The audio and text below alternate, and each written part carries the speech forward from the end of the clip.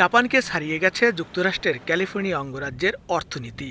আন্তর্জাতিক মুদ্রা তহবিল, আইএমএফ এবং ইউএস ব্যুরো অব ইকোনমিক অ্যানালাইসিসের পরিসংখ্যান অনুযায়ী মার্কিন অঙ্গরাজ্যটি এখন বিশ্বের চতুর্থ বৃহত্তম অর্থনৈতিক শক্তি হয়ে উঠেছে।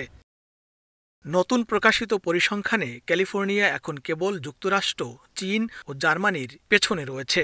আইএমএফের তথ্য বলছে যুক্তরাষ্ট্রের জিডিপি বর্তমানে $29.18 ট্রিলিয়ন, চীনের $18.74 ট্রিলিয়ন এবং জার্মানির $4.65 ট্রিলিয়ন।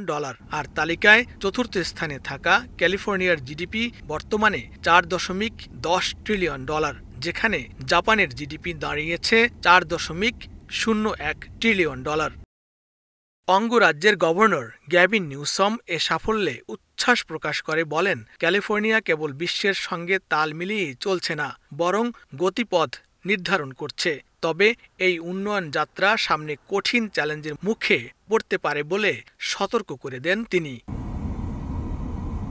যুক্তরাষ্ট্রের শিল্প ও কৃষি খাতে ক্যালিফোর্নিয়ার বড় অবদান রয়েছে। দেশটির 2 বৃহত্তম সমুদ্রবন্দরও সেখানেই অবস্থিত। বিশ্ব বাণিজ্যের কেন্দ্রও বলা হয় যুক্তরাষ্ট্রের গোল্ডেন স্টেট খ্যাত ক্যালিফোর্নিয়াকে।